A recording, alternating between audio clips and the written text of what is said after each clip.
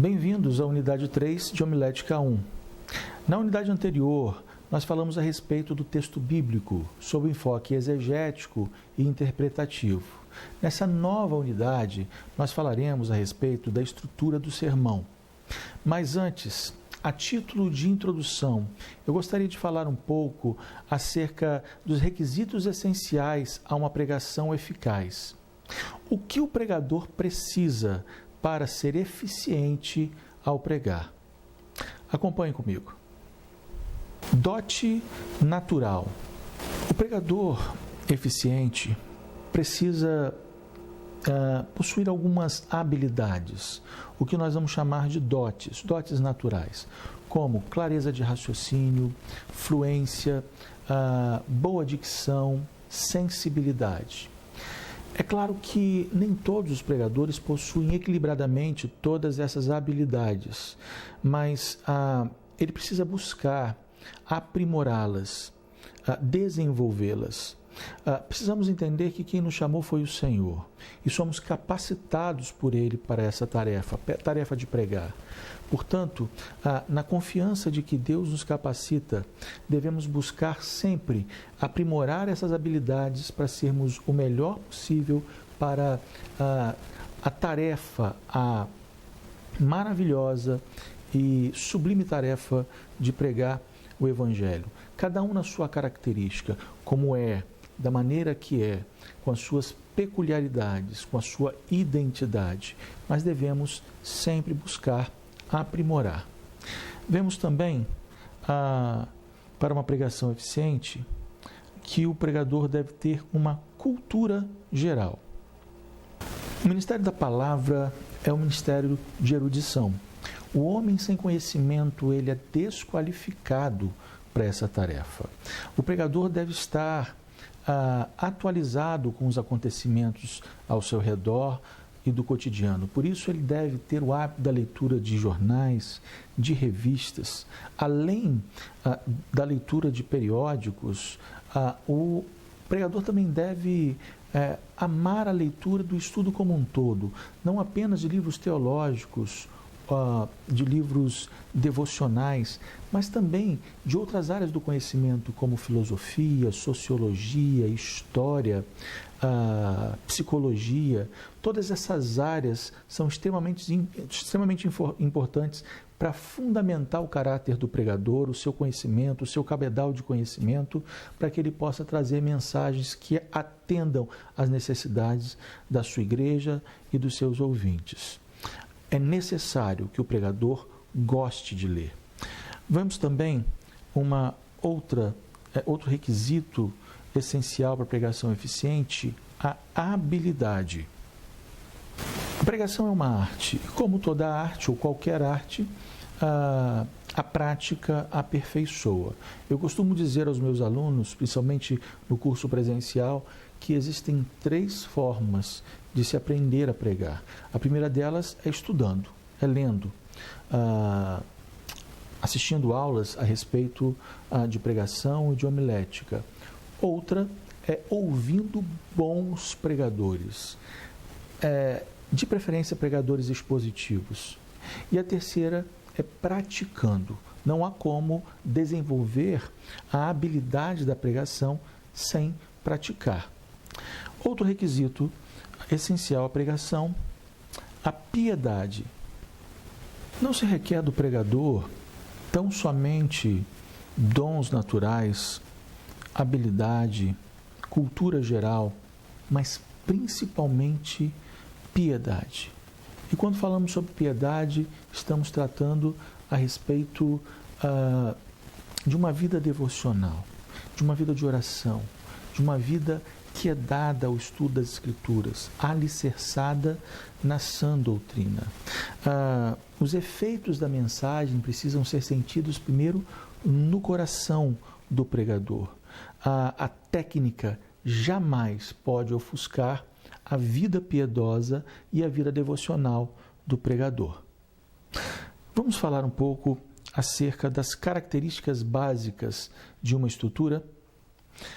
Veja, ponto. Todo sermão tem uma ideia central. nós chamamos de ponto essa ideia central. Ela funciona como uma tese. Toda a argumentação da mensagem deve convergir para esta ideia central. Mesmo que o ouvinte não se lembre de todo o sermão, ao final da mensagem, ele deve se lembrar sobre essa ideia central que foi abordada, que foi pregada pelo mensageiro, pelo pregador. Temos também, como característica básica de uma estrutura, a unidade. Essa unidade é, na verdade, a conexão entre os vários pontos da mensagem com o todo. Essa unidade deve apontar para a verdade contida no texto. Temos também a ordem. Chamamos de ordem a construção de uma sequência de ideias que caminha para um ponto central da mensagem. O sermão, ele dessa forma deve ser claro, cadenciado, coordenado, com as ideias claras e objetivas. Proporção. Os pontos do sermão devem estar dispostos de maneira equilibrada. Cada ponto e argumentação da mensagem deve receber a atenção e o tempo necessário de acordo com a sua relevância na mensagem. Movimento. Todo sermão tem um objetivo. O pregador deve levar a assistência à conclusão da ideia que ele está propondo. A isso nós chamamos de movimento. O pregador não deve se descuidar desse objetivo. Fidelidade textual. O pregador proclama a palavra de Deus. Por isso, a interpretação do texto bíblico exige do pregador fidelidade.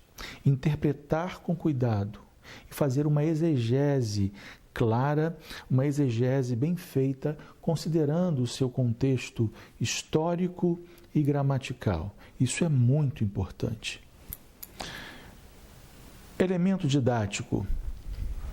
O sermão não é apenas um discurso, uma homilia.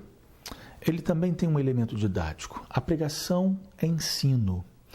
Ou seja, ao final da pregação, o ouvinte, a igreja, a assistência, deve sair com a clara certeza de que aquele sermão, aquela pregação, trouxe um ensino para suas vidas que transformou seus corações.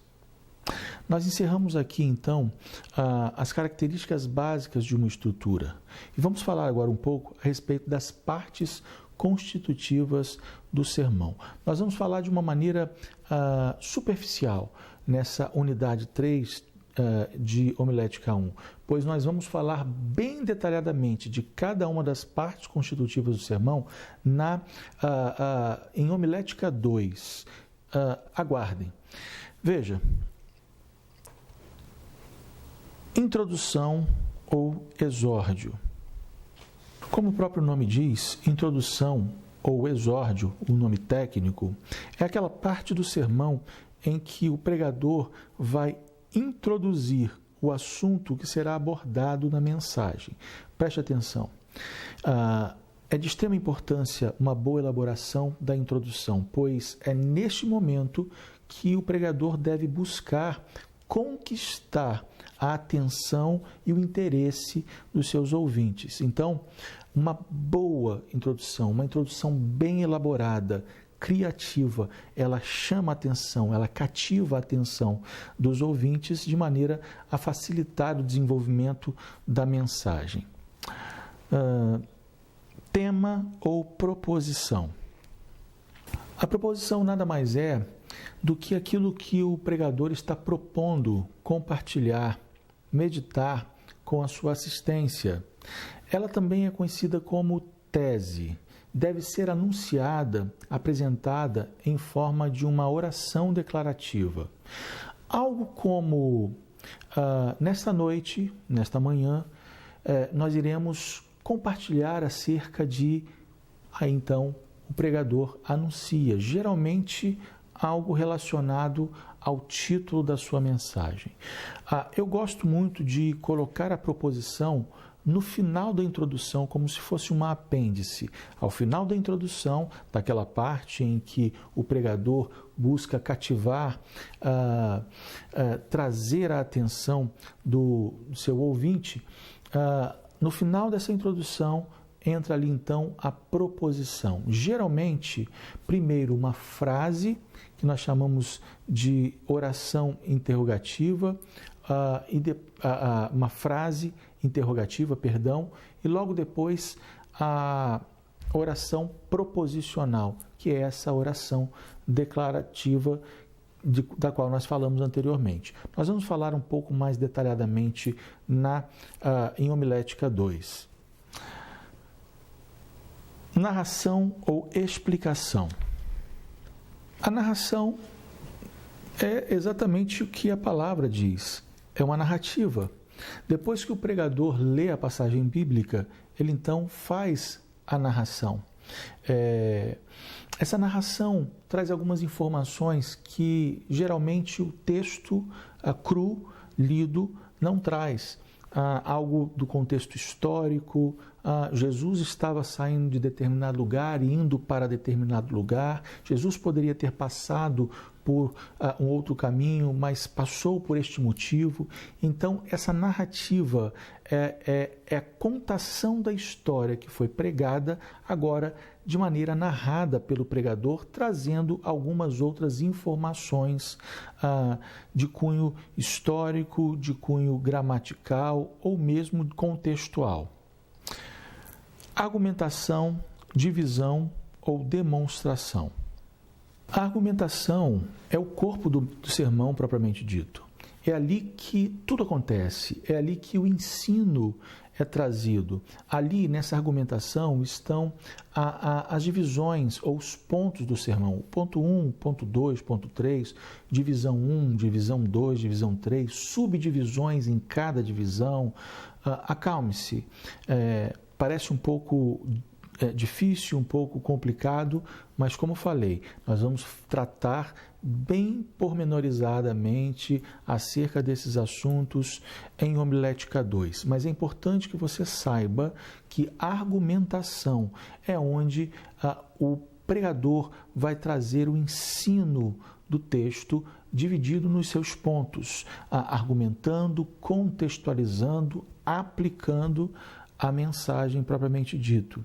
Por isso, aqui na nossa apostila e no nosso slide, nós temos a argumentação ou divisão, que são os pontos, e demonstração, onde nós temos a aplicação e a contextualização deste ensino em cada um desses pontos. Ilustração. Tem sido dito muitas vezes que a ilustração para o sermão é como uma janela para uma casa, por onde entra a luz, por onde entra a claridade, por onde entra a iluminação do dia. É mais ou menos isso que é a ilustração para o sermão. A ilustração traz luz ao ensino.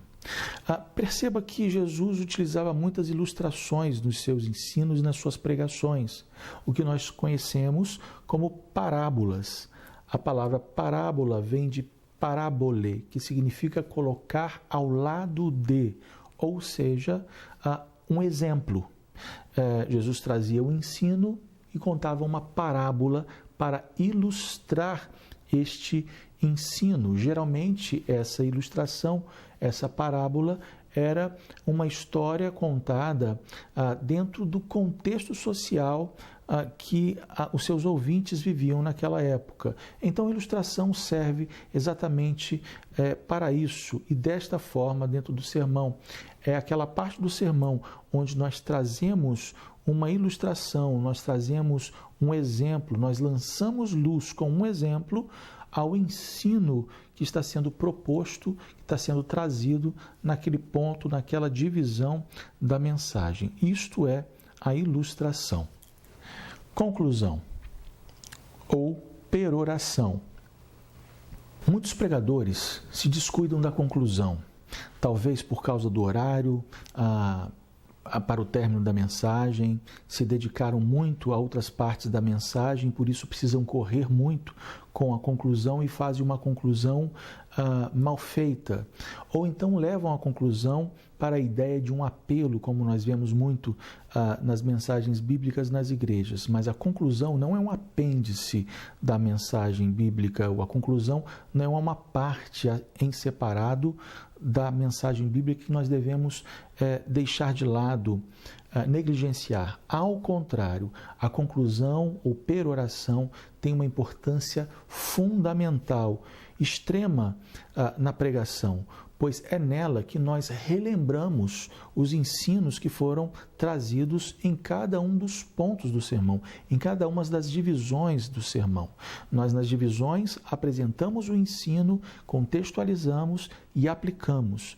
Essa aplicação que é feita em cada um desses pontos do sermão precisam ser reavivados à mente e ao coração dos ouvintes no final da mensagem. E a partir daí, a partir desta conclusão, a partir do reavivamento dos ensinos de cada um dos pontos no coração dos ouvintes, é que o pregador traz uma confrontação e traz também o seu apelo para os ouvintes. Eu gosto de pensar nesse apelo como um desafio. Ele desafia os seus ouvintes diante do ensino aplicado, diante do ensino trazido na sua mensagem. Introdução ou exórdio, tema ou proposição, narração ou explicação, argumentação, divisão ou demonstração, ilustração, conclusão ou peroração. Partes constitutivas do sermão. Ficamos por aqui com esta unidade e nos encontramos na unidade 4, a última unidade de homilética 1. Até lá!